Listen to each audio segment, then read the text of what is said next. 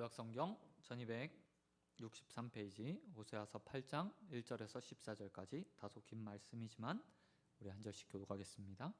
제가 먼저 읽겠습니다. 나팔을 내 입에 댈지어다.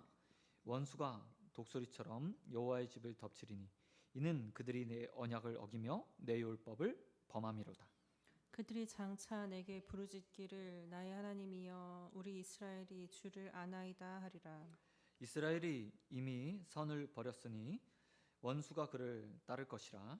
그들이 왕들을 세웠으나 내게서 난 것이 아니며 그들이 지도자들을 세웠으나 내가 모르는 바이며 그들이 또 그 은금으로 자기를 위하여 우상을 만들었나니 결국은 파괴되고 말리라. 사마리아여 내 송아지를 버려졌느니라. 내 진리가 무리를 향하여 타오르나니 그들이 어느 때야 무죄하겠느냐.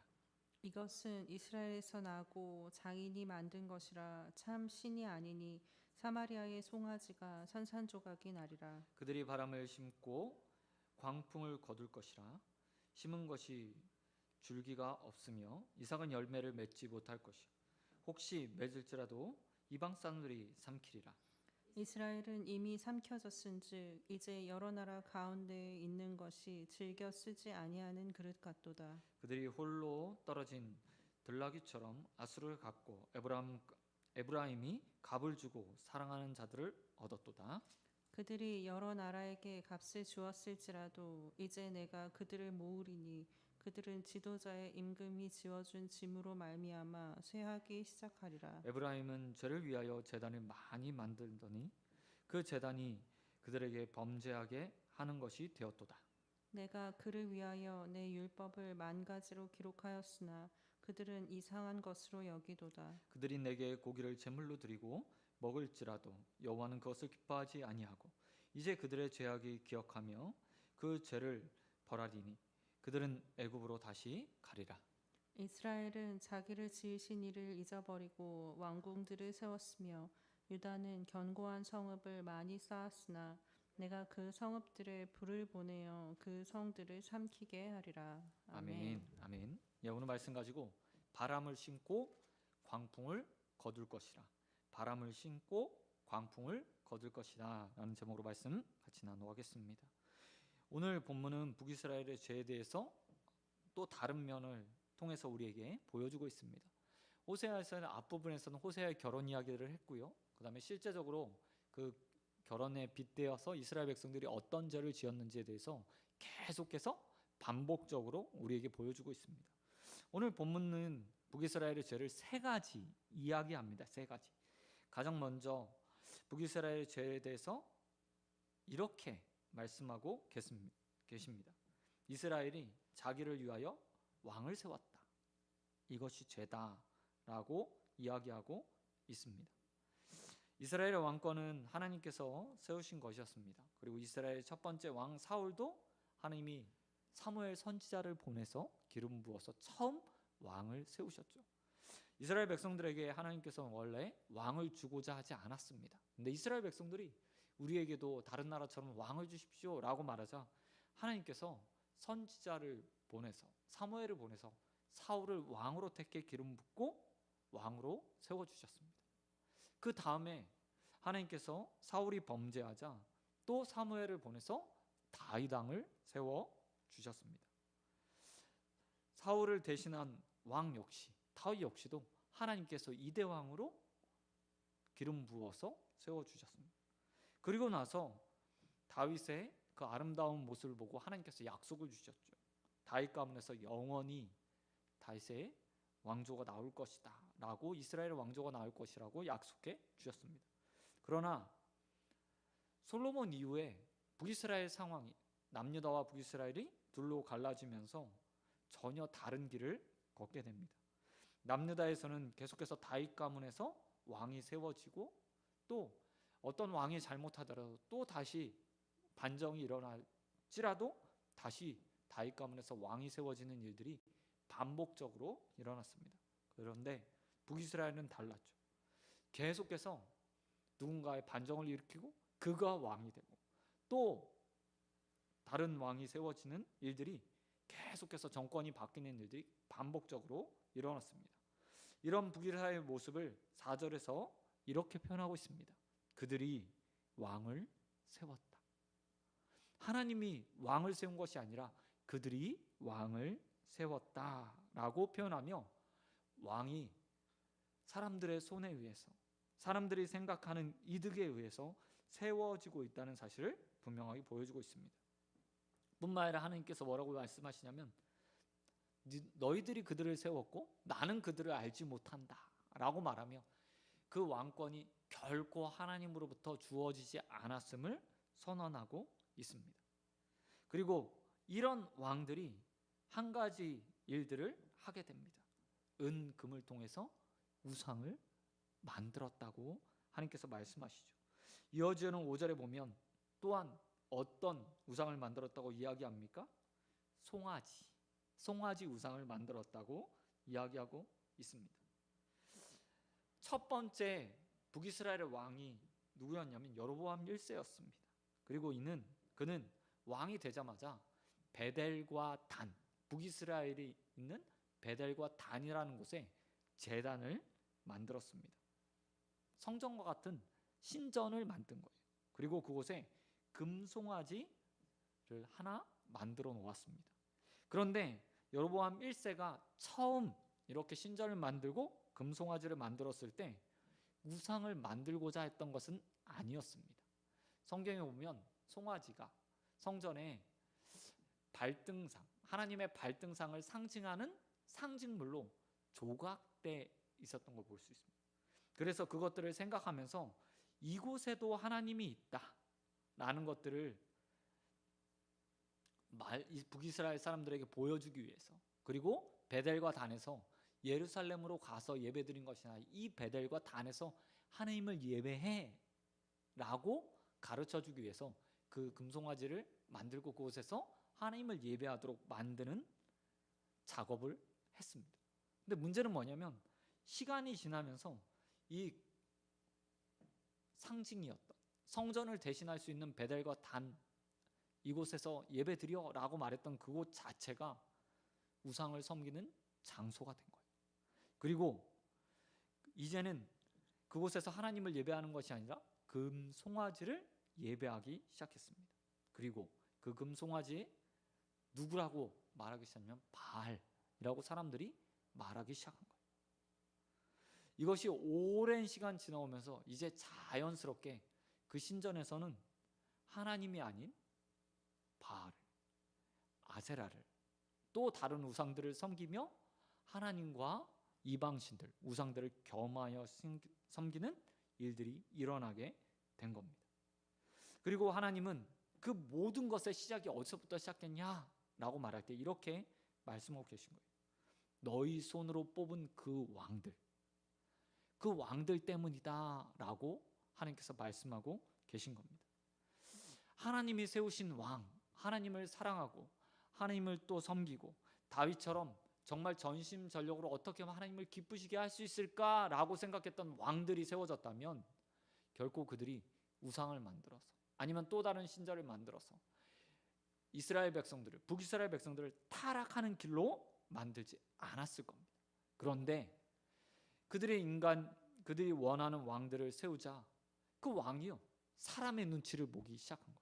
그리고 어떻게 하면 이 사람들을 내 사람으로 만들 수 있을까 생각하며 우상을 만들고 우상 앞에 절하게 하고, 하나님을 예배하러 가는 그들을 막기 위해서 단과 베델에 신전을 세워서 이곳에서 하나님을 예배해 라고 말하며 잘못된 가르침, 그리고 잘못된 예배 방식들을 접하도록 만드는 일에 그 왕들이 쓰임 받은 겁니다. 그리고 그 잘못된 그 첫 단추로 인해서 결국 어떻게 됩니까? 7절에 보니까 이렇게 말하고 있어요. 그들이 바람을 심고 광풍을 걷게 되었다. 이 얘기 뭐냐면, 아주 작은 씨앗을 뿌렸는데 그로 인해서 너희가 큰 태풍을 만나게 되었다라고 표현하고 있어요. 우리 성경이 이렇게 번역하고 있지만 우리말 성경에는요, 이걸 이렇게 번역해요. 그들이 바람을 씨 뿌려 바람이라는 씨를 뿌려서 결국 풍랑을 만나게 되었다. 우리말로 표현하면 이렇게 표현할 수 있겠죠? 심은 대로 거두게 되었다. 작은 씨를 뿌렸으니, 악을 뿌렸으니, 사람이 원하는 대로 너희가 원하는 왕을 뿌려서 결국 하나님을 떠나버리게 되었고 그것으로 인해서 너희가 심판받게 되었다 라고 표현하고 있다는 겁니다. 여러분, 우리 이 모습을 보면서 우리의 삶을 좀 돌아볼 필요가 있을 것 같아요. 우리는 우리가 원하는 것들을 취하기 위해서 하나님의 질서나 방식이나 법칙에 순응하지 않고 내 소견에 옳은 것들을 택하기를 좋아하는 사람들입니다. 그런데 그 결과가요, 이스라엘 백성들의 삶과 똑같을 수 있다는 거예요. 자신이 원해서 세웠던 왕들이 그들의 삶 가운데 우상을 들여왔던 것처럼, 금과 은으로 만들어서 우상을 만들어서 그들의 삶을 하나님께서 멀어지게 만들었던 것처럼 결국 하나님의 방식이나 말씀이나 하나님께서 원하시는 것들을 우리 삶 가운데 취하기를 싫어함으로 우리의 삶도 그와 같이 내가 뿌린 대로, 나는 바람을 뿌렸지만 결국에 더 큰 광풍을 만나서 인생이 망가질 수 있다라는 사실들을 보여주고 있다는 것입니다. 사랑하는 성도는 그러기에 언제나 우리의 삶 가운데 하나님의 뜻, 하나님의 원하시는 것들을 묻고 그것들을 따라 살아가며 하나님의 나의 옳은 소견이 아닌 하나님의 뜻을 따라 살아가는 저와 여러분 되시길 우리 주님 예수 그리스도의 이름으로 축원드립니다. 두 번째로 이스라엘 백성들이 우상 숭배를 통해서 왕을 마음대로 세우고 그 왕이 만들어 놓은 우상을 섬기며 결국 망하게 되었다면, 두 번째 범죄는 무엇이냐면 그들이 지난주에 말씀 나왔던 것처럼 외교에 실패했다는 겁니다.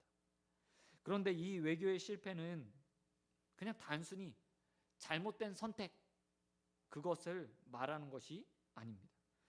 우리 지난주에 말씀을 통해서 이스라엘 백성들이 아수르 대신에 애굽을 선택했다고 이야기했잖아요. 그런데 그것이 다 누구 뜻을 반하는 것이었습니까? 바로 하나님의 뜻을 반하는 것이었어요. 근데 오늘 그 말씀을 또 다시 반복하고 있습니다. 8절부터 9절에 보면 그들이 하나님의 뜻이 아니라 외교에 치중하게 돼요. 그리고 그 결과 어떤 일들이 벌어지게 되냐면 그들이 돈을 주고 외교하였다라는 9절 말씀 보면 그들이 홀로 떨어진 들나귀처럼 아수르에 갔고, 아수르가 공격해오자 아수르에 가서요, 우리가 조공 바칠 테니까 우리 좀 봐줘 라고 이야기한 거예요. 그래서 그들에게 사랑을 얻었습니다. 근데 어떻게 얻었냐면 값을 주고 사랑을 얻은 거예요. 그리고 나서 그들의 삶이 좀 평안해졌어요. 근데 시간이 지나자 어떻게 했다고요? 지난주에 보았던 것처럼 아수르를 버리고 애굽에 붙게 돼요. 그리고 이를 통해서 그들이 멸망당하게 되죠. 근데 한번 보십시오. 아수르와의 관계에서도 값을 치르고 관계를 맺은 거예요. 값을 치르고. 다른 말로 이야기하면 연애를 하는데 돈을 주고 연애를 하기 시작한 겁니다.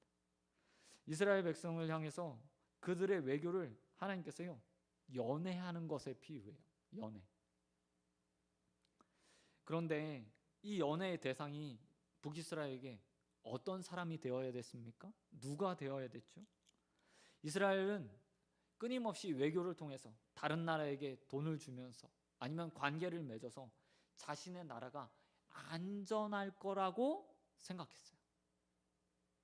그리고 하나님은 그것을 연애했다라고 표현을 해요.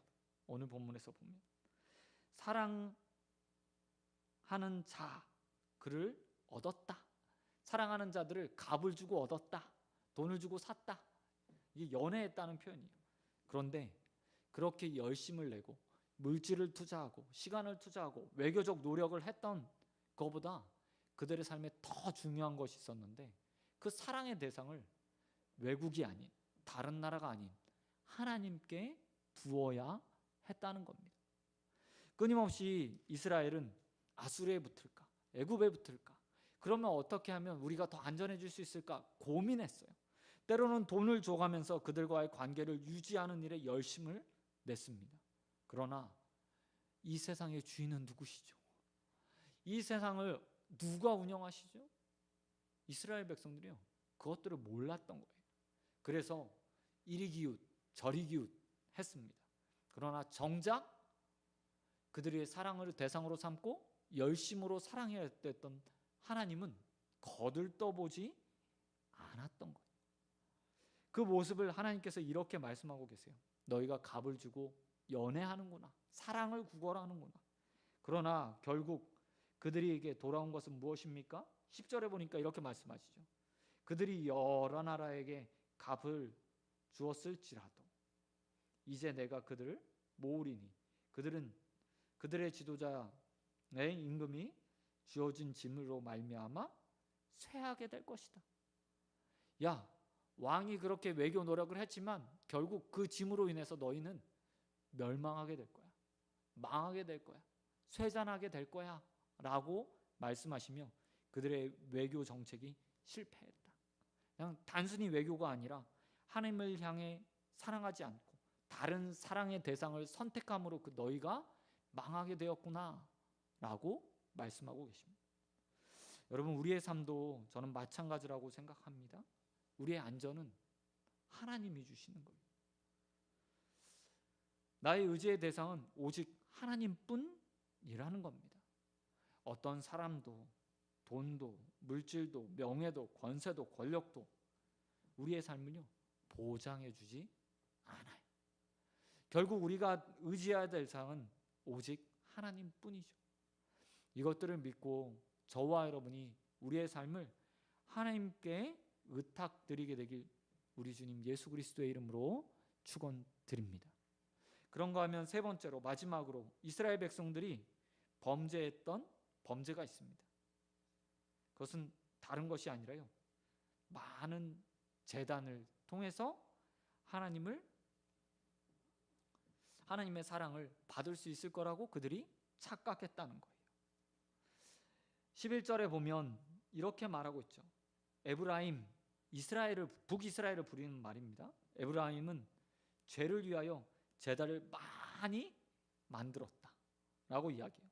그 제단이 그들에게 범죄하게 하는도다 라고 이야기하고 있어요. 여러분, 이스라엘 백성들이요 많은 제단을 만들었대요. 우상을 섬기는 제단이면서 동시에 하나님을 섬기는 제단이었어요. 우리가 호세아서 7장에서도 보았잖아요. 그들이 하나님을 예배하지 않은 게 아닙니다. 그들은 하나님을 예배했어요. 뿐만 아니라 13절에 보면 뭐라고 얘기하냐면 그들이 내게 고기를 제물로 드리고 먹을지라도 내가 기뻐하지 않을 거다라고 말하는 것을 보면 그 제단에서 하나님 앞에 제물을 드리는 일들을 계속해서 반복적으로 했다는 것을 보여줘요. 그런데 이런 행위들이 그들의 삶에 다가올 위기들을 막아주지 않았음을 오늘 본문은 이야기하고 있어요. 북이스라엘 백성들은 이렇게 생각했습니다. 우리가 하나님을 많이 예배하면, 하나님 앞에 많은 제물을 드리면, 많은 고기를 바치면, 많은 헌금을 드리면 하나님이 우리를 기뻐 봐주시겠지. 우리의 죄가 덮어지겠지. 하지만 그 모든 일들을 뭐라고 얘기하냐면 그들이 죄를 위해서 제단을 만들었다. 더더욱 죄만 더할 뿐이다. 그렇게 예배드리고 또 다시 나가서 그들이 범죄한다 라고 말씀하고 계세요. 그렇다면 하나님께서 그 제물보다 더 바라시는 것이 무엇이라고 이야기하고 있습니까? 12절에 그 답이 나와 있죠. 내가 그들을 위하여 내 율법을 만 가지로 기록하였으나 그들은 이상한 거로 여겼다. 다른 말로 이야기하면 하나님이 제사보다 순종을 더 원하셨다고 지금 말하는 거예요. 이스라엘 백성들에게 율법을 주신 이유는 다른 것이 아닙니다. 순종하라고 법을 주신 거죠. 하나님 말씀을 지켜 행하며 만 가지 법, 그것 하나하나 지키며 순종하는 삶을 살라고 하나님께서 법을 주신 거예요. 그런데 이스라엘 백성들이 그것을 이상하게 여겼대요. 그 순종 뭐가 중요해? 우리가 하나님 앞에 제단을 많이 드려서 고기로 제물 드리잖아. 제사 드리고 있잖아. 하나님 이거 기뻐할 텐데, 이거 좋아할 텐데 라고 착각했다는 거예요. 마치 이스라엘 많은 사람들이 우상을 섬기는 것처럼, 우상에게 제물 드리면 그가 기뻐하고 우리에게 좋은 것 줄 거라고 생각하는 것처럼, 하나님도 똑같은 방식으로 섬기며 하나님 말씀을 따르지 않은 채 예배만 많이 더 드리면 된다고 생각했다는 거죠. 그러나 우리가 알고 있듯이 하나님은 사람의 중심을 보시는 분이고, 또한 제사보다 순종을 더 원하시는 분이시라는 겁니다. 여전히 그럼에도 불구하고요, 우리의 삶에는 아직도 이런 이스라엘 백성들과 같은 마음들이 담겨 있어요.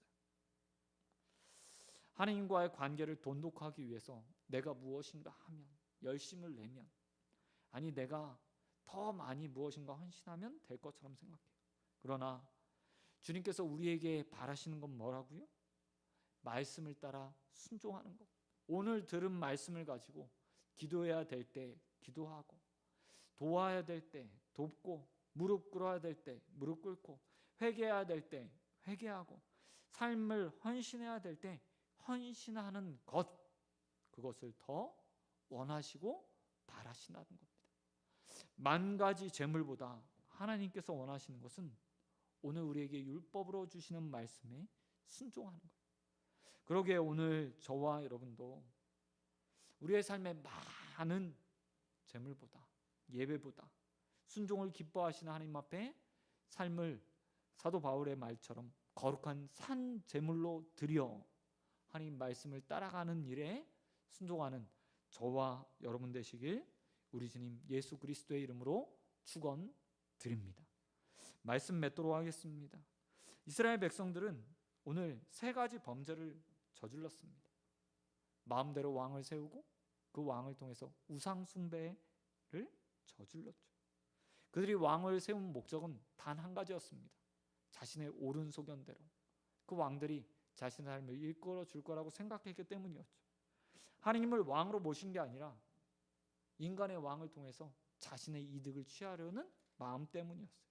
그리고 그것을 통해서 그들은 마음껏 죄악을 저질렀습니다.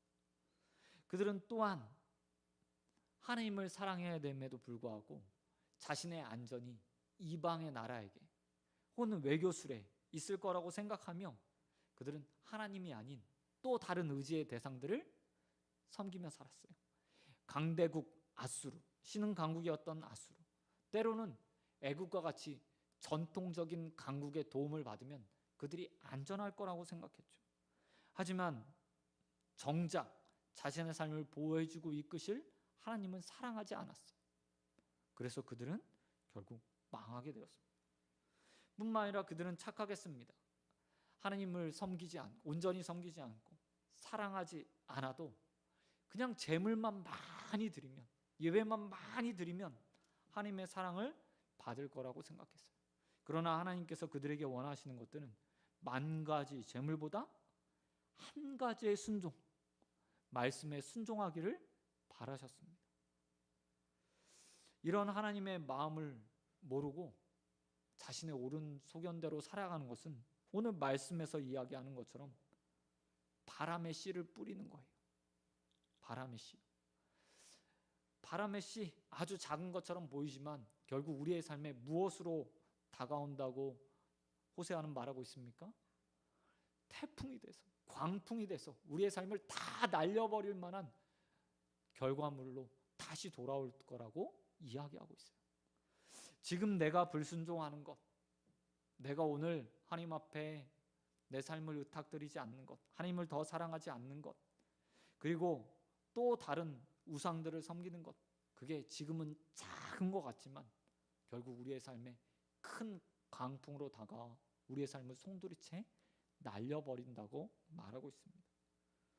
지금 하나님께서 내 순종하지 않는 것에 아무 반응이 없이 대한다고 해서 여러분 안심하지 마세요.